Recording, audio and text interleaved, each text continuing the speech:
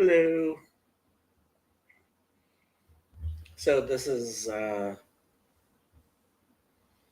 done this before. I don't remember if I did it last year. Did I do it last year? I don't remember how long I've done the Lonely Jew on Christmas stream. Let me see.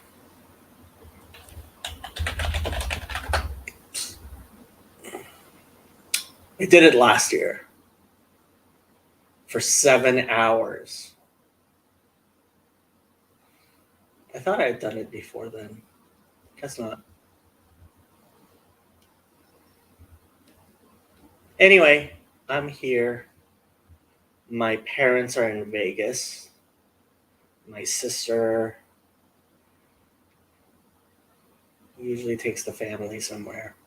Um, I don't actually know where they went this year.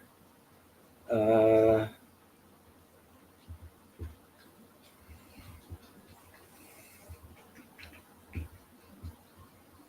so if somebody wants to join, they can.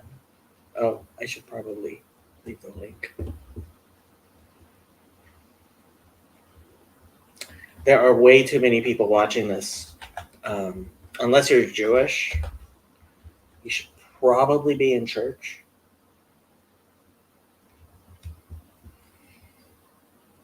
But if you're not,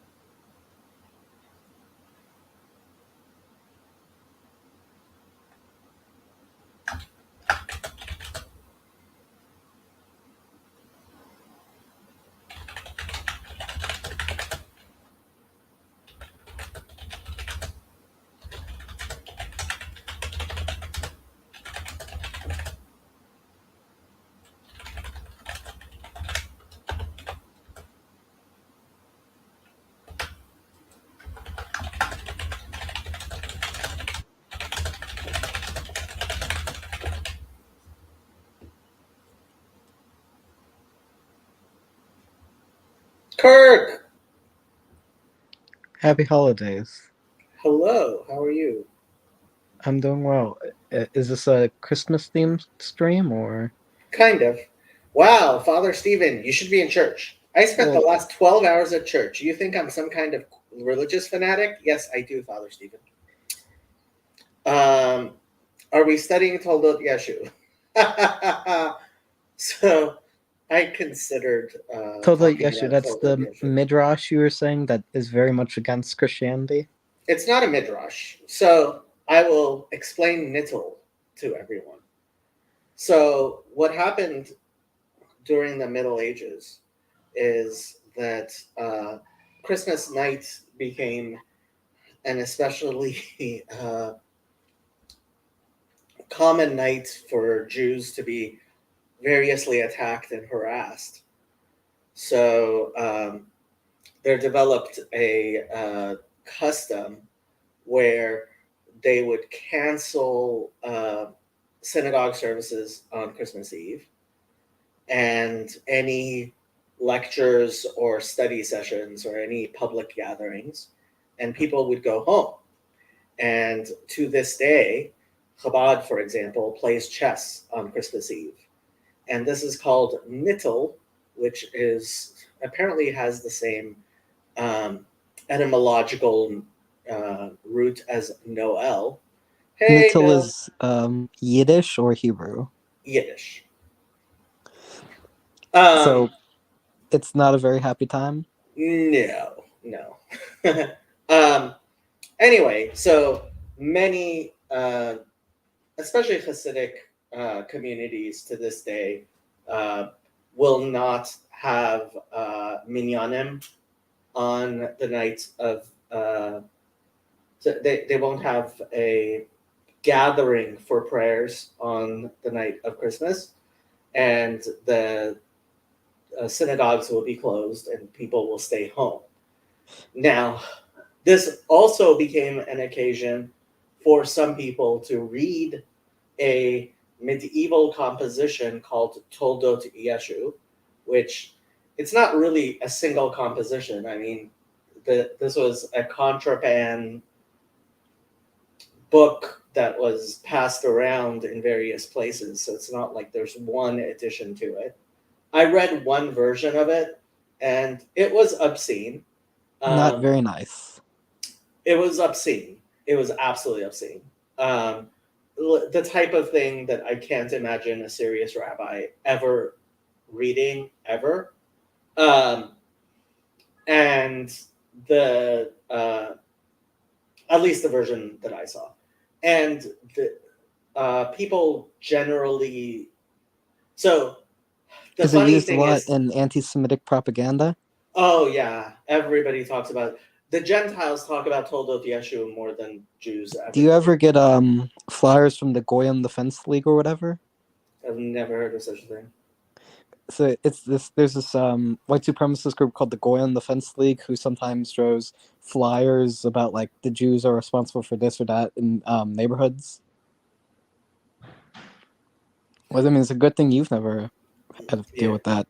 Um, are you familiar with the ninth of Tevet? Ninth of Tevet. What's the ninth of Tevet? Rabbi Mullet.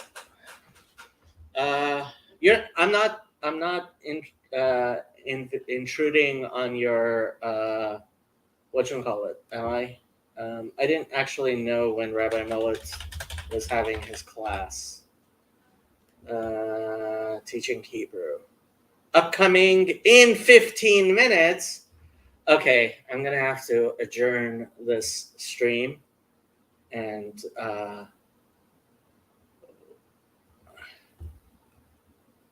I did not realize I was intruding on your stream, Rabbi. What? No.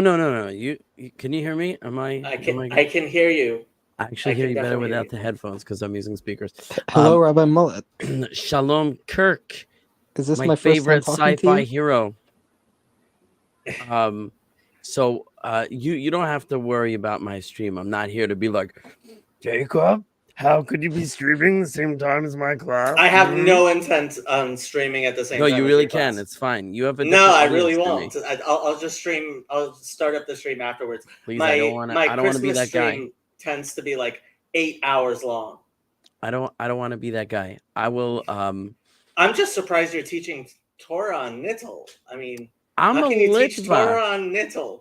I'm a Litva. Is this my first time talking to Rabbi Mullet? Don't I'm give guessing. me Nittel.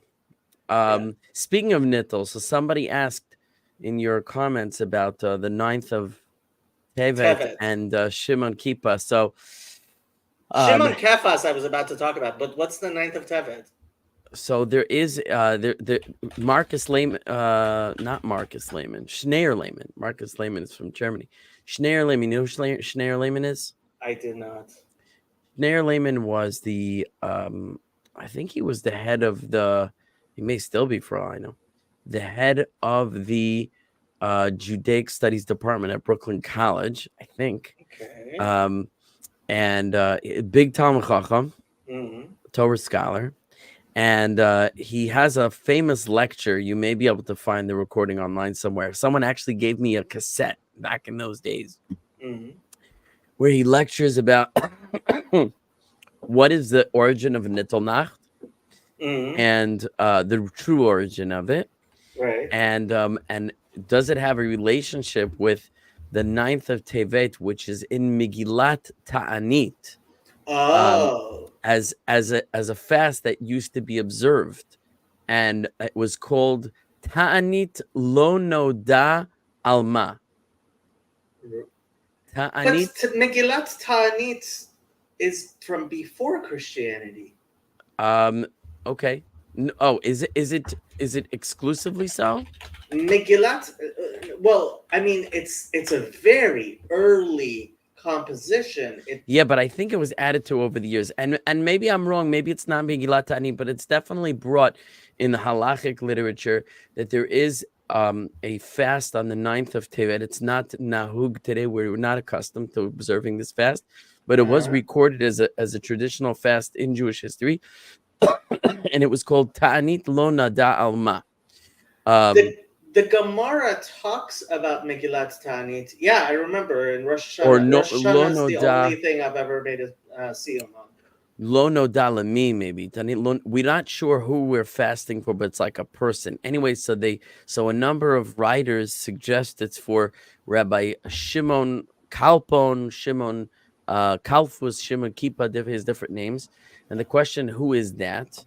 And so Rabbi Lehman goes through the Toldot Yeshu literature, and it basically comes out that, again, in his version, and apparently there are variant versions, it's Paul, although in some versions it's Peter, that was a plant of the Chachamim. The sages planted this individual into the Christian community to divorce the early Christians from the Jews, in that, as we know, the early Christians were basically Torah observant Jews who believed in Yashka, and this individual, whoever he was, Paul or Peter, he comes in and he says, "Okay, guys, I had a dream on the road to Damascus. If you're Paul, whatever, we're gonna change the law." Right. And so I mentioned this midrash is in collections of midrashim about Shimon Kephas, and I sent some stuff about it to Father it's in Stephen. Otsar Vikuchim of Eisenstein.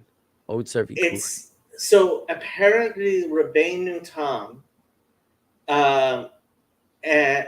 quotes the Mahzor Vitri that Nishmat Kol Chai, and that's what Shaul was written by this person. Right.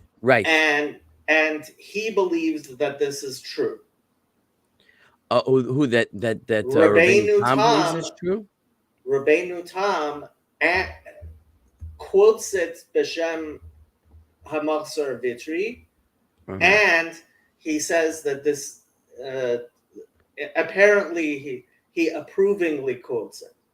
Okay, so I didn't see it inside. I did see in Otzer Vikuchim by Eisenstein that he does make a note that some writings do attribute Nishmat to essentially Peter, Right. who, according to his version, Is Shimon Kefas. is Shimon Kefas, and so he asked the Jewish community to recite it on Shabbat as an atonement for him. Basically, he became a sinner to save the Jewish community, and he wrote this song in praise of God that we recite in his merit. It's an interesting. I'll just tell you an anecdote. Then I have to go to my own stream. But Well, we're all going to your stream. I'm going to end my stream as soon as you finish. You're invited, but I don't want to infringe. I You're just not saw you were on, so infringing. I got excited because I'm sitting in front of my computer. But Rabbi Mullet, what's well, your stream about? I am giving a class on biblical Hebrew. We are studying the book of Jonah, and we are learning the foundations of biblical Hebrew to translate the book on our own, basically. That sounds pretty cool. So I'm teaching biblical Hebrew. But what I was going to say is when I was a student of Rabbi Beryl Wine, I asked him, I said, is there any historicity to the Toldos Yeshu literature? And he said to me point blank, none whatsoever. Yeah. Okay. So have you ever read any of it? Yes, I read all of it. Okay. Well, I read one version I found online. It was mamish disgusting. It's kind of a weird story. It's not how you write Torah. Let's put it that way. It's don't they write outrageous Torah on Purim? It's very obscure. That's the truth. Like, who even knows about it? You know what I mean? A, who knows about it? B, which version? It's not like there's an authoritative version written by anyone anybody respects. It's like a pamphlet it was like a satire that was written in the Middle Ages and got circulated around and somehow survived to today. But honestly, I think the Christians read it more than any Jews do. You're right, for sure. That's true. My 8th grade Rebbe told us the story of Toldos Yeshu. He did. Oh, and and then I eventually discovered. Then I heard it again from Schneier Lehman on his tape. This is a lecture worth listening to. He ties up a lot of mysteries with the Toldos Yeshu. But in other words, his presentation is like the Toldos Yeshu is something that could be relied upon because it kind of explains some mysterious passages here and there in the rabbinic literature. I found something very interesting in the Kitvei Arizal. Not that I read the Kitvei Arizal, but somebody pointed it out to me about Jesus. That it was very interesting. You'll tell me another time because I will. But that's around. I eventually got my hands on a copy of it. In fact, I have it on my bookcase, and I read it for myself, and I asked Rabbi Wine about it, and he was not impressed with it. So I'm guessing the version you're looking at is not as obscene as the one I had, because I can't imagine you having it on your bookcase. I mean, it does have the part about him urinating on the guy. No, the beginning of the one I saw talks. The beginning about has the affair in between ways. Mary and the Roman. Yeah, I read it. Not exactly kosher stuff. Listen, if it happened, you got to talk about it. It's not you just do just because it happened. You have to talk about it. You do. No, my point is that we're not prudes. Okay, we're not afraid to talk about sexuality. So just because it references a lewd act. No. But there's a time and place for that as well. But with the lashon nekiah, this was not lashon nekiah, not the one I saw. So this is. I don't remember it well enough to say that I remember it being so shockingly explicit. I do. Okay, so maybe I had a different version. The one I saw was on the internet, so it must be horrible. Okay, so this is the link to Rabbi Mullet's stream. Thank you for sharing. I put it into the chat, and we are going to adjourn, go to Rabbi Mollitz's Yonah Shir, and then afterwards we may be back for more Lonely Jew on Christmas special. I'm a Jew, a lonely Jew on Christmas. Yeah, that's another classic holiday song, right? It is. Okay, end of stream. Everybody over